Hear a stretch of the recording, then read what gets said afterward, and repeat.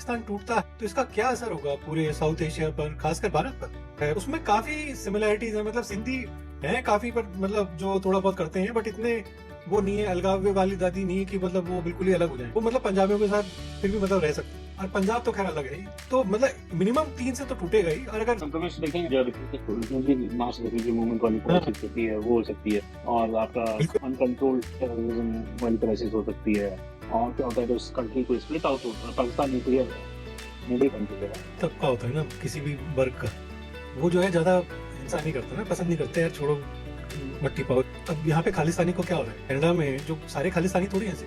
नमस्कार दोस्तों, आज के संवाद में आप क्या आप जानते हैं कि 1947 में भारत के विभाजन के समय कुछ लोगों ने भविष्यवाणी की थी कि पाकिस्तान ज्यादा दिन, और आज लगभग 76 साल बाद ये सवाल फिर से उठता है कि क्या पाकिस्तान अपने वर्तमान संकट या फिर टूट कर बिखर जाएगा? और अगर पाकिस्तान टूटता है तो इसका क्या असर होगा पूरे साउथ एशिया पर, खासकर भारत पर?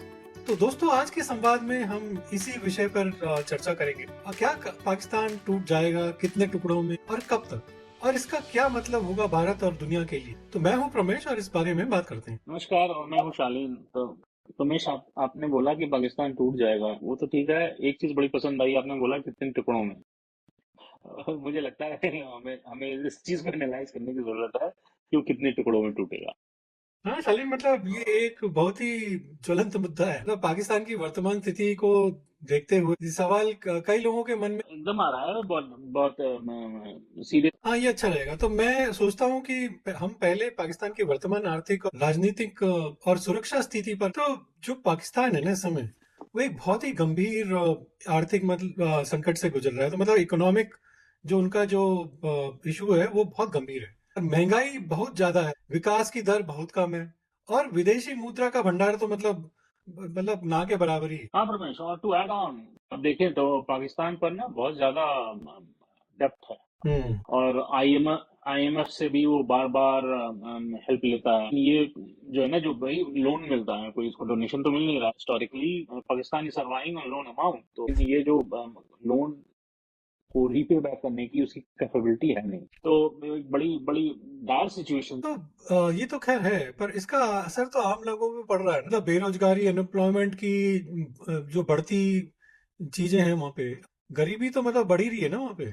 इससे लोगों में असंतोष भी तो बढ़ रहा है। हाँ, हम जो है वहाँ की पॉलिटिकल सिचुएशन की, वहाँ के हालात जो है ना ठीक नहीं है। अब इमरान जो मेन अपोजिशन का जो फेस है, इमरान खान है, पॉपुलर फेस, तो वो जेल में है। उनकी पार्टी जो पीटीआई पर डेमोक्रेसी नाम की चीज, तो पॉलिटिकल सिचुएशन बड़ी गड़बड़ लग रही हो। और हाँ, ये भी तो कहना गलत नहीं होगा ना कि पाकिस्तान में वास्तव में डेमोक्रेसी है ही नहीं। सेना का तो वहाँ बहुत ज्यादा दखल अंदाज है ना हर चीज में। हाँ, वो शुरू से रहा है। अगर आप देखें तो इवन डिफेंस की, तो वहाँ पे बहुत सिचुएशन जो है ना अजीब सी, ट्रबल समय पे एक तहरीक ये तालिबान पाकिस्तान, टीटीपी करके जो ऑर्गेनाइजेशन है, तो वो टेररिस्ट ऑर्गेनाइजेशन है।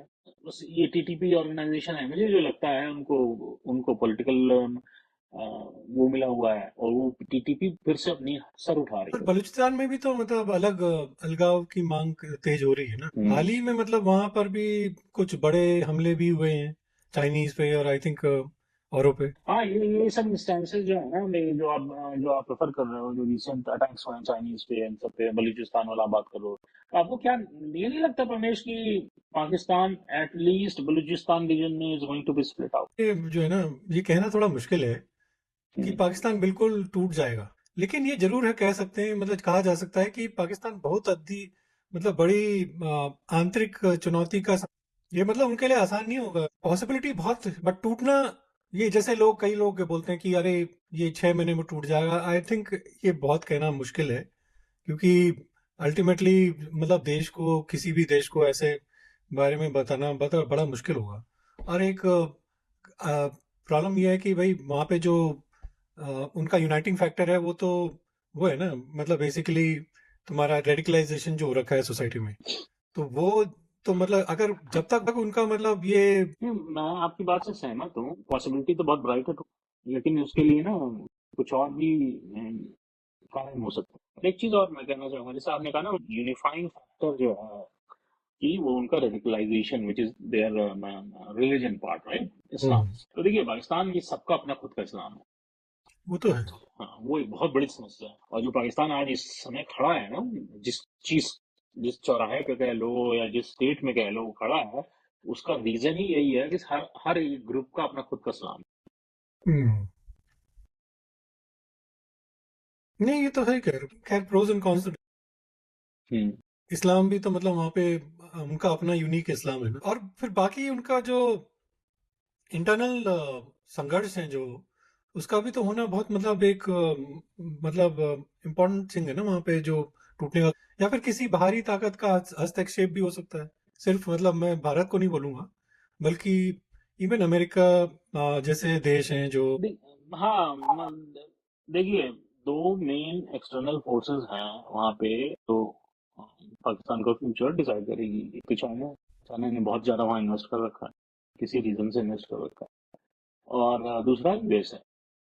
तो अब आगे क्या होगा इन दोनों कंट्रीज पे डिपेंड करता है। तो अब लेकिन मेरा, I want to go back to my own basic question कि कितने हिस्सों में टूटेगा, क्या कैसा। पर टूटता है, उसमें काफी सिमिलैरिटीज है। मतलब सिंधी हैं काफी, पर मतलब जो थोड़ा बहुत करते हैं, बट इतने वो नहीं है। अलगाव वाली दादी नहीं है कि मतलब वो बिल्कुल ही अलग हो जाए। वो मतलब पंजाबियों के साथ फिर भी मतलब रह सकते हैं। और पंजाब तो खैर अलग है ही।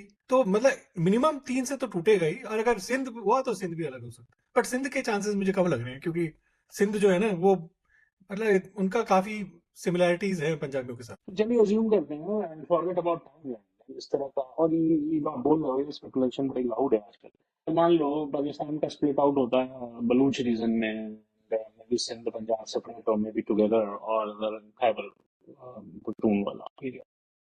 मतलब आपको क्या लगता है कि ये किसी और कंट्रीज में मर्ज होंगे या। ठीक है, ऐसा मुश्किल है क्योंकि बलूचिस्तान में इसकी मांग है। एक्चुअली वो अगर देखें तो इंडिपेंडेंस के टाइम पे वो एक सेपरेट स्टेट भी था ना। हाँ, वो तो पाकिस्तान ने उसको ऑक्यूपाई कर दिया था। वो तो मतलब हो सकता है, उसमें पॉसिबिलिटी है कि वो अलग हो जाए। बाकी केपीके में जैसे कापर पख्तूनख्वा जो है, मतलब उनमें बेसिकली वो थोड़ा अफगानिस्तान के, तो वो रीजन जो है मतलब उनका काफी बड़ा रीजन अफगानिस्तान में जा सकता। और अभी भी मतलब पाकिस्तान में बोलते हैं, पाकिस्तान में उनका कंट्रोल कुछ नहीं है उस रीजन में। जो मतलब चित्राल वगैरह का रीजन जो है, उसमें कहते हैं उनमें ज्यादा उसका वो कंट्रोल नहीं है पाकिस्तान का।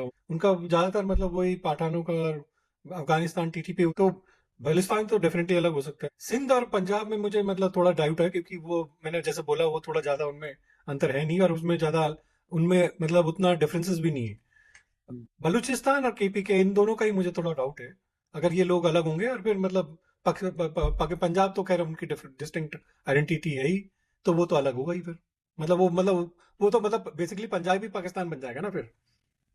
अलग क्या होगा, मतलब बाकी हो गए तो बचा कुछ। तो बेसिकली बलूच अलग हो जाएगा, तो बाकी का क्या होगा? बाकी यूनाइटेड पाकिस्तान रहेगा, power centred by Punjabis of Pakistan, और कुछ और हो जाएगा। ये मतलब एक मुझे लगता है कि एक बहुत ही मतलब वीक स्टेट जो होता है ना, सेंट्रल स्टेट, उसके हम्म। साथ मतलब एक लूज फेडरेशन बन के रहेंगे ये लोग, जहाँ हर क्षेत्र को ज्यादा मतलब इंडिपेंडेंस मिल सकती है। मतलब सिंध और पंजाब के चांसेस तो बलूच और केपी के फिर भी मतलब हो सकते हैं। पॉसिबिलिटी तो है, ऐसा हो सकता है। तो टाइम फ्रेम। शालीन, ये कहना बहुत मुश्किल है, लेकिन अगर पाकिस्तान की जैसे जो वर्तमान हालत है, वर्तमान स्थिति है ना, उसको उसमें सुधार नहीं होता है, तो अगले 5-10 सालों में मतलब मैं कुछ बड़ा बदलाव तो देख रहा हूँ। 5-10 सालों में, अगले 5-10 सालों में ये पाकिस्तान अगर नहीं इम्प्रूव हुआ तो डेफिनेटली इसमें मतलब चेंजेस तो होंगे इसके स्ट्रक्चर में। बट ये भी तो है ना, तो ये हमारे यूएस और चाइना है, वो क्या हाँ, ये डिपेंड करता है इस पे बहुत। टूटने देंगे? उन्होंने बहुत पैसा लगा रखा है इस देश उनको क्या फर्क पड़ता है, उनका अगर देखो दूसरा देश भी तो वो तो उनका पूरा कंट्रोल। फिर जो है जैसे नॉर्थ कोरिया है, उसको साउथ कोरिया के खिलाफ करते हैं, मतलब कई सारी चीजें हर जगह पे वो मतलब अपने बना दे। उनके लिए ज्यादा देश होंगे तो उनको मैनिपुलेट करना भी आसान हो। तो मेरा मानना है कि मतलब ना तो अमेरिका और ना ही चाइना चाहेंगे कि पाकिस्तान टूटे, पर दोनों ही देशों के अपने अपने मतलब हित में पाकिस्तान में एक होने का। ये बात है, सही कह रहे हो आप। शायद, मतलब माय गेस, आतंकवाद जो है, टेररिज्म सिर्फ पाकिस्तान की जरूरत है, क्योंकि वो लैंड यूज करता है, उस रीजन को कंट्रोल करता है टेररिज्म।